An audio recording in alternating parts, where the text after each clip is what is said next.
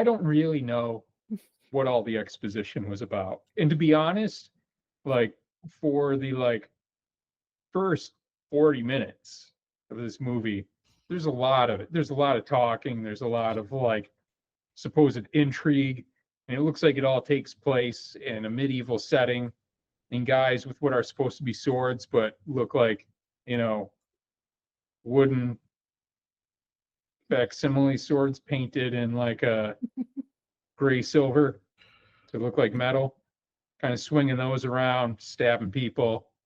There's villains. We know that. All of a sudden, there's Lion Man. I don't know if he was raised by lions or was birthed by a lion. I wasn't paying close enough attention because people are just talking. And it's dubbed, poorly dubbed. They didn't bother to really try to match up the lips to what they were saying. So it's another one of those where you have to wonder, did they make up the script to go along with what video footage they had, or did they really have a sense of what the video was supposed to be, what the original story was supposed to be telling us? We're not sure. But like I said last night, what they failed to do in matching up the words to the motion of the mouths and things like that, they made up for in lack of passion. At least that was my take when I was stoned last night watching it. And I guess that doesn't make sense now because you should make up for it with passion, right?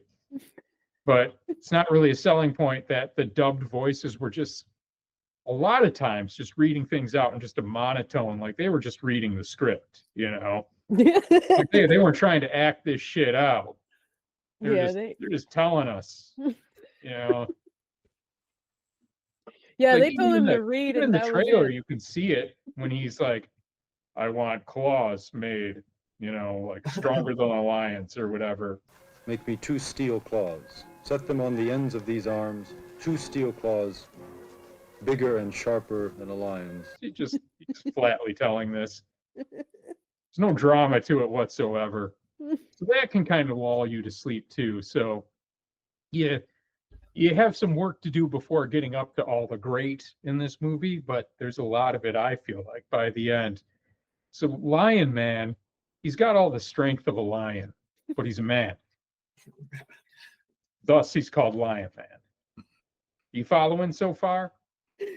Anyways, Lion Man, we first see him, I think, walk up to a lion. And he's like, "Hey, how you doing?" And then he looks over and he sees the cow.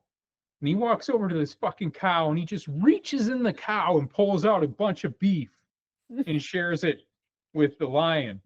And this starts Lion Man on a path in this film to just reaching in bodies.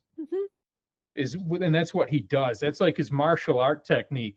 His hands are like claws, and then eventually he gets his hands burned off and has them replaced by these steel claws, these big lion paws with steel claws on them. And then he can just scale walls and shit. But even before that, he's just reaching into guys, pulling out his bloody hand, and then they fall over dead. And the thing is, he doesn't even pull shit out. He doesn't even have the decency to pull out somebody's spleen or anything. It's just kind of reaching in.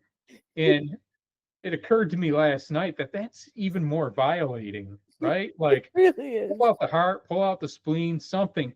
Don't just reach in, wiggle your fingers a little bit, Just be like, hey, and pull your hand out. And Rude. oh, fuck, that's fucking rude. I feel so violated. Just gonna finger you for a I second. just got fingered to death. Let's all go to the lobby to get ourselves a treat.